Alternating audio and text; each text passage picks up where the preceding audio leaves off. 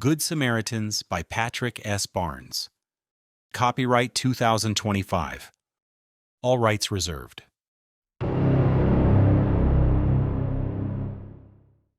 Chapter 1. Agri-herders. You know they might be bad guys, right? I knew he would go there, but not this soon. We don't know that. You've been watching too many bad science fiction movies. Okay, if they're not bad guys, why are they here? Steve and I were having a late dinner and beers at a local bar near the telescope and discussing our new visitors. I thought about his question for a moment and responded, I think it's too early to say. They haven't done anything aggressive. Why should we assume the worst? Well, we now know they've been out there for at least a week, and they haven't even said hello. That doesn't prove anything. The reports of spaceships began that morning and came in from observatories around the world. Dozens of alien spacecraft were at the edge of our solar system. They were exceptionally large and in many shapes.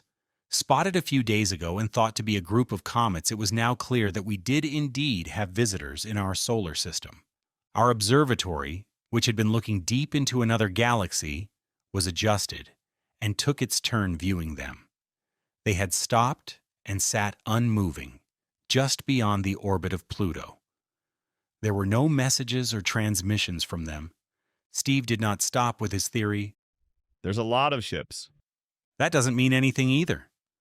They could be some type of benevolent agro-herders. Agro-herders? Is that even a word? He laughed. It was my turn to ask a question. Let me ask you this. Why does everyone have to think the first aliens we see are a bunch of crazy world eaters? He responded with a deadpan look. It's human nature. I scowled at him. Steve wasn't alone in his thoughts. News outlets and social media were awash with thoughts of doom.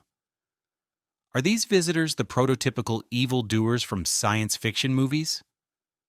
Then he came at me from a different angle. Okay, consider this. If you were building a new house, would you notice any of the anthills that you knock over when you are building the house? No, of course not. The ants and their anthills are insignificant in relation? Sure, I guess so, I replied quietly, fuming. Okay, now let's assume you're an advanced alien race, and you can travel thousands of light years with ease. You want resources, food, and places to build your home. Are you going to look out for the anthills in your way? That's different, I replied. How is it different? We're not a bunch of anthills. We're an entire planet, I said, exasperated and far too loud, which got me a questioning look from the customers at the next table. Maybe not to them, He said, looking at me sideways, knowing I was getting upset. We changed the subject.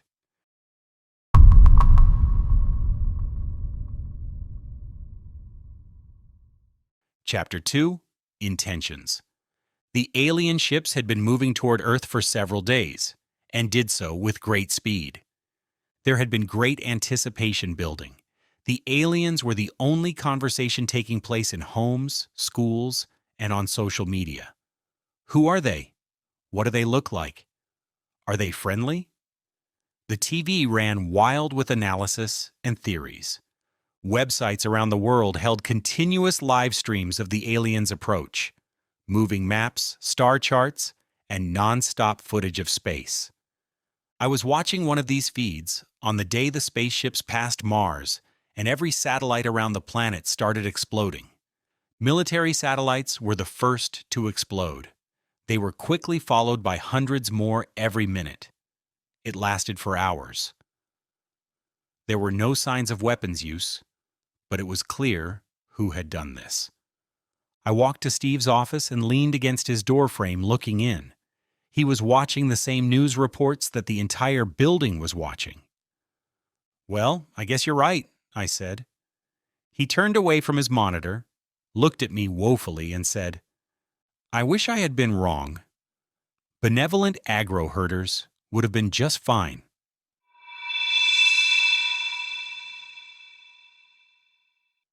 Chapter 3. Prelude. In the days that followed the destruction of the satellites, it was worldwide pandemonium. Military forces went from standby to active in every country. Martial law was declared to manage panic across the globe. Humans are at our ugliest when we are scared, and this event took us there on an express bus. Violence, looting, and mayhem gripped every community. It started quickly. Fear of what was coming drove unstoppable masses to grocery stores, which were rampaged, then food distribution warehouses and any stores that were left. Empty shelves and fear then turned neighbor against neighbor, and people were shot in the street for boxes of cereal and loaves of bread. When the food was gone, general looting and violence were all that was left to the mobs. Many cities and suburbs burned out of control and thousands died. If the people of the planet had known what was coming, they probably would have treated each other better and prepared for the real threat. When the aliens arrived, 8 large vessels took positions around the planet while the remainder of the spaceships, several dozen at least, remained at a distance not far from the moon. Now that they were in orbit, we could see the details of their ships. They were strangely shaped, long tubes held together in a mass. The tubes varied widely in width and length, but many were miles long. Made of yellow and green metal, these tube ships, vertically oriented with the tubes facing up and down, made an imposing sight. Myself, Steve, and several telescope staff looked at the photographs of the alien spaceships that were being shared. "They remind me of the pipes of a church organ," I had said. Several others agreed. The entire world tried to communicate with them. They never responded. Before things got worse, I spent a lot of time thinking about Steve's anthill analogy. Would I worry about the anthills populating the ground of my new house? They're just ants, I thought. Insignificant life forms compared to me. Would I really care? No, I wouldn't, and that scared me. Chapter 4. Invisible Death. The first attack was on the city of Tianjin, China. 2 of the tube ships came out of orbit together. They dropped out of space at high speed, falling as if they were out of control. Then the ships stopped in an instant 5,000 feet over Tianjin and simply hovered there. Underneath them, every living thing in the huge, sprawling city died almost immediately. The live video coverage only lasted a few minutes, but it was horrific. No one knew it was a radiation weapon at the time. There was no visible attack that could be seen, but it was there, projected from the bottom of the ships onto the city below. Higher levels than had ever been measured and deadly in moments. The Chinese attacked them almost immediately with jets, missiles, and nuclear weapons, all of them failing to do any damage. Fighter jets fell out of the sky before they could get close enough, and the nuclear weapons that were able to detonate near the ships did not damage them. From Tianjin, the ships moved northwest, sweeping over Beijing and the Chinese countryside before returning to space. Every living thing the 2 ships came near died immediately and horrifically from radiation. Those who were able to get to underground shelters were not safe either and quickly succumbed hours later. Over 30 million people died in China that day. Steve and I sat in stunned silence with others in the telescope's auditorium as we watched the news coverage. Many cried. I stared blankly at the television and wondered what I should do. My only family were my parents, who lived on a farm in rural South Dakota, far from the cities, which comforted me somewhat. Steve, who had no family, turned to me while we sat in the auditorium and whispered, Mike, we need to get everyone out of the cities, out of the population centers. He was very serious, unlike his normal relaxed demeanor. Before I could reply, he was on his feet and talking to the executive director of the observatory, who was nodding quickly as Steve talked to him. Within moments, an announcement was made that everyone was welcome to bring their families to the observatory so they could get out of the city. We were encouraged to bring food and belongings for many days. Our observatory was in the desert 80 miles from Phoenix. We figured any location away from the city was safer at that point. We were half right. Chapter 5. Every 14 hours. 14 hours after the first attack in China, there was another in New York City. Then 14 hours after that, Mexico City. Every 14 hours, another city, military base, or population center. The gut punches of death poured in and never stopped. Every 14 hours, millions of us were dying. Everyone at the telescope watched the continued news coverage and were numb after several days. The tears were gone, burned dry by the death totals that didn't seem real, but they were. We casually listened to the numbers like we were watching a movie. Each attack took place in the same way. An alien ship would leave orbit, arrive over its target, and then everything below it would die. I won't go into details on how death from extreme radiation poisoning occurs other than to say it's fast, incredibly painful, and ugly. Nothing the world's militaries tried affected their ships. Several countries tried placing nuclear weapons in the population centers and remotely detonating them after everyone was dead. Even this was ineffective. The aliens were too far ahead and their ships were just too tough for 21st century tech to penetrate. We tried to surrender. Radio transmissions from every country pleaded for mercy. We offered them anything they wanted if they would just stop. All of it was ignored. They just kept killing us. I remembered thinking darkly to myself at the time, why should they respond? We're just a bunch of ants.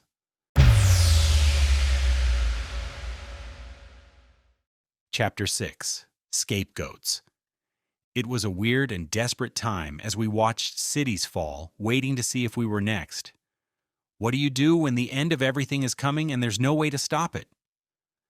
Human-caused violence across the globe continued unabated, and every 14 hours after each attack, the world became more unhinged. Several countries fell into total lawlessness and went completely dark with no communication coming from them. Driven by desperation, millions of people looked for the purpose of this. It sounds ridiculous now, years after. Why would rational people think there had to be a purpose for such an event? The problem during those dark days was that rational thought was in very short supply.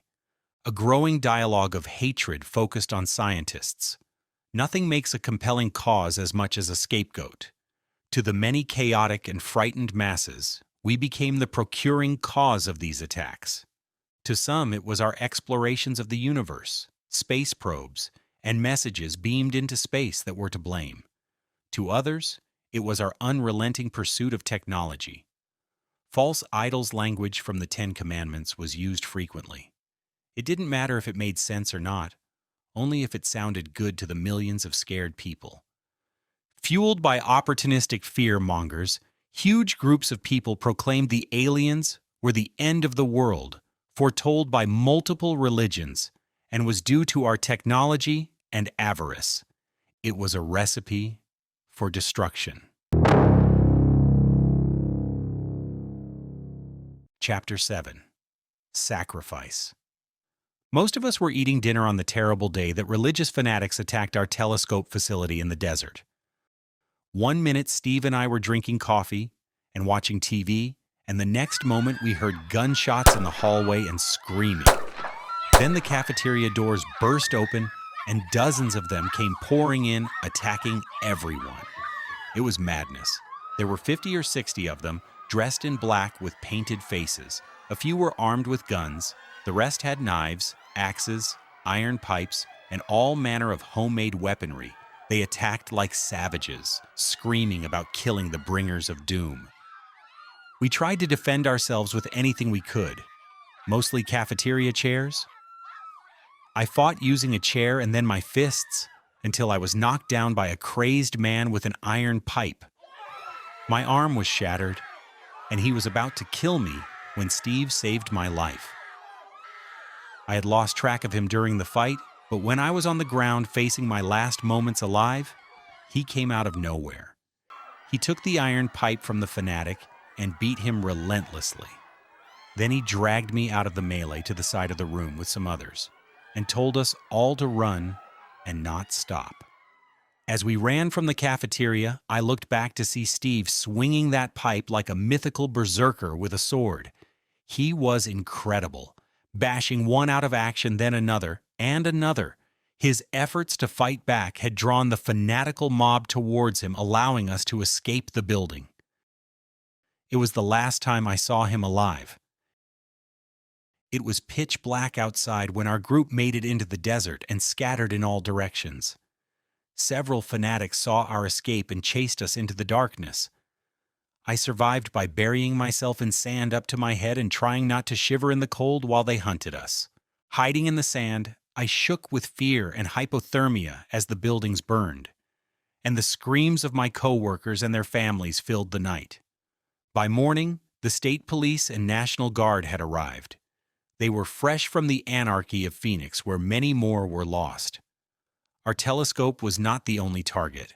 Fanatics around the world were attacking scientists and any scientific institutions in the hopes that the aliens would see this and stop their destruction of our world. Myself and others who were injured were loaded into ambulances and taken to an Army field hospital that had been set up nearby. Only 12 of us survived the night, and most of us owed our lives to my friend Steve Price. I stayed in the Army field hospital for several days. It was filled with dozens of injured people from the cities where humanity had lost its mind. My arm was shattered from the attack at the observatory and needed total reconstruction. The military waited a few days until the city of Phoenix was safe enough that I could be transported there for surgery. The morning they loaded me into an Army ambulance for the trip to Phoenix, the aliens fell out of the sky over Arizona. I had been in the ambulance only a few minutes when the call came over the radio to get clear of the city. I was heavily medicated with painkillers and strapped onto a gurney in the ambulance. But remember the frantic journey driven at top speed to get us away from the attack. We drove south deep into the desert as fast as the military ambulance could go. It was close. We were clear of Phoenix and the attack area by 90 miles when it occurred, but still received the equivalent of a lifetime dose of X-rays, according to experts. We were just happy to be alive. Phoenix was not as fortunate. We ended up at another Army field hospital in the Mexican desert. There was nowhere I could go since Phoenix was gone, and many of the major medical centers in the remaining cities had been evacuated. I was well taken care of, but my arm developed a terrible infection. By the time I could be seen at an appropriate facility, the only thing left to do was to amputate my gangrenous arm at the shoulder. Chapter 8: Invaders Revealed. Soon after Phoenix, all 8 of the enormous alien ships left orbit at the same time. Each of the behemoths landed in a different destroyed city. In this case, Tianjin, New York, Tokyo, Berlin, Osaka, Montreal, Istanbul, and Mumbai. They landed without opposition initially. Every living thing in those cities was dead, and the areas were so irradiated that nothing on Earth could approach without dying. Once on the ground, the mammoth tubular ships unfolded into hinged segments. These openings allowed them to collect the remains of the destroyed cities and resources for their use. When the aliens emerged, we could see that they resembled their ships. They were brown, elephant-sized tube creatures that shuffled across the ground. They had no faces or limbs that we could see from the few operational cameras. Slow and lumbering, they consumed all manner of debris inside the cities: metals, wood, plastics, and also the fallen. It was one more crime on top of many. Eventually, the broken armies of Earth approached as close as they could with heavy radiation shielding and attacked with anything they had left, and it did nothing. Military forces were burned from the sky or cooked in their tanks. It wasn't even close.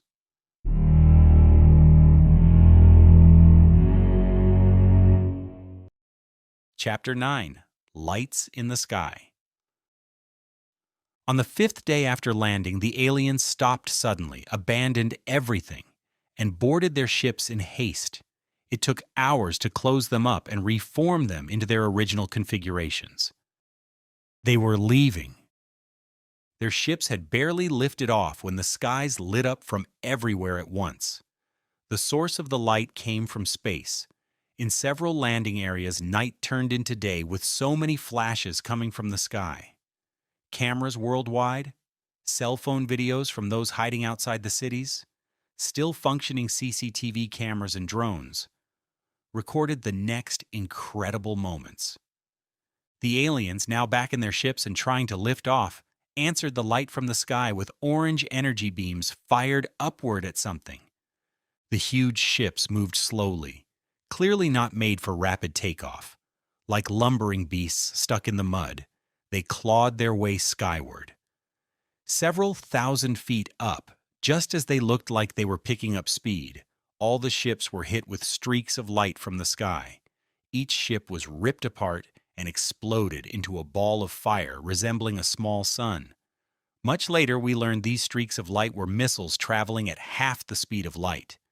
There was nothing left of the invasion ships except scattered pieces strewn across hundreds of miles of each landing zone, adding to the previous devastation.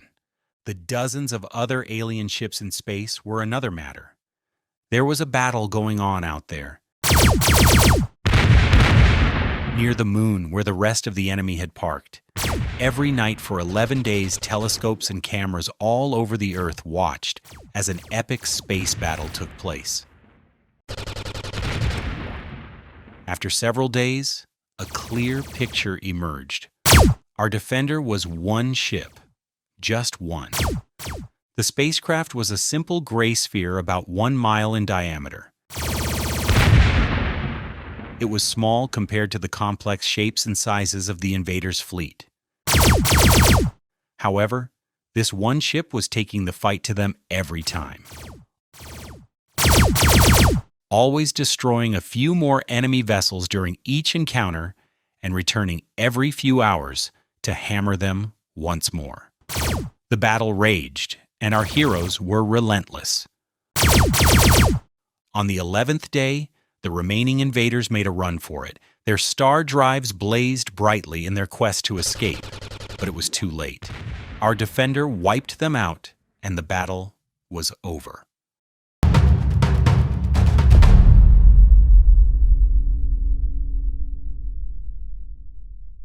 Chapter 10. Heroes. The friendly alien ship sat in space near the last battle for several hours before finally coming toward Earth. It landed quietly in the Atlantic Ocean just off the coast of Maryland in 200 feet of water and never moved again. No one came out of it, no communication, nothing. Groups worked for days to get into it without success, just a giant, gray, impervious sphere. Then the color began to fade, the gray becoming more translucent over several days. It finally revealed a spherical ship of green metal underneath. The gray was some type of shielding. Robbed of energy to support it, the shield slowly faded away. The spacecraft was accessed in due course, and our heroes were revealed. They were not unpleasant-looking aquatic creatures bathed in seawater from wherever they came from. We tried to help and communicate with them for several hours before they died, but tragically, the battle to save Earth had taken all they had. We learned many years later that the ship inside was damaged. Many systems, including life support, had overloaded to support weapons and shielding. The battle to save us was costly, and they paid the ultimate price. We think they had planned to get into the ocean, but had nothing left. As an out-of-work astrophysicist, I was asked to join the teams that worked to understand the alien ship. A friend in the community had heard that I survived the attack at the telescope, and her telephone call was the lifeline I had needed. Our teams worked relentlessly to understand the ship. It was a frightful task, trying to make sense of technology we could barely comprehend, but we persevered and got lucky. 4 years after the battle, we brought the alien ship online and communicated with its artificial intelligence.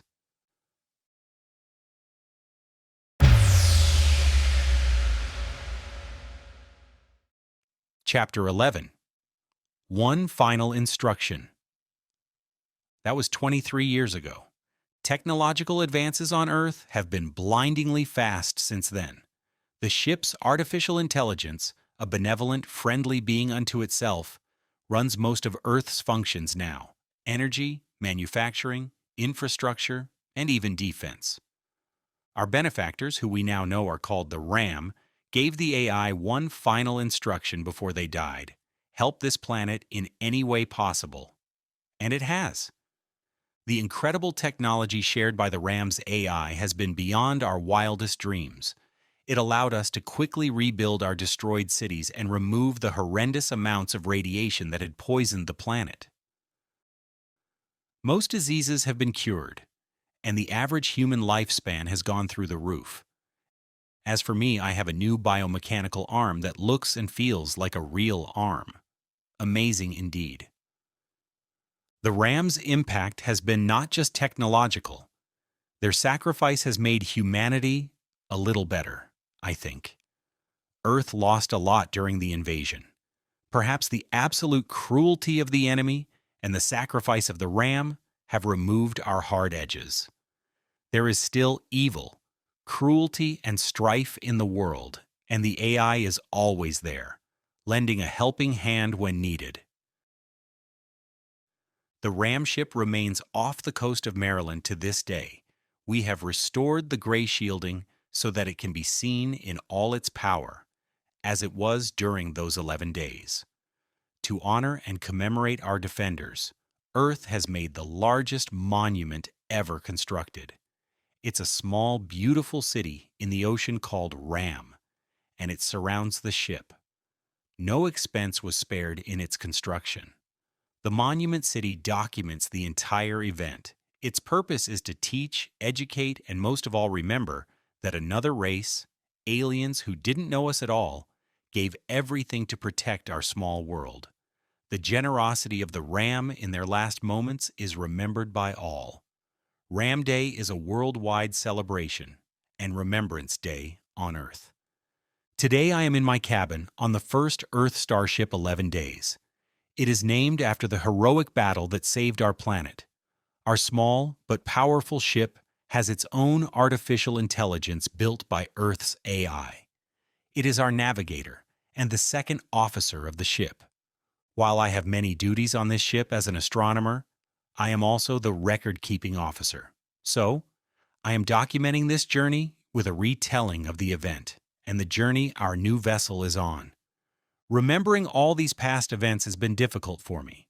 So much loss suffered by all. I still miss my friend Steve Price, who would go absolutely bonkers over the spaceship I am riding in. I keep his photo on my desk and chat with him occasionally. His photo sits next to a large desktop ant farm to remind me of that day. I will not forget Steve. So where are we going? Over the next few months, we will be going very far, about 520,000 light years.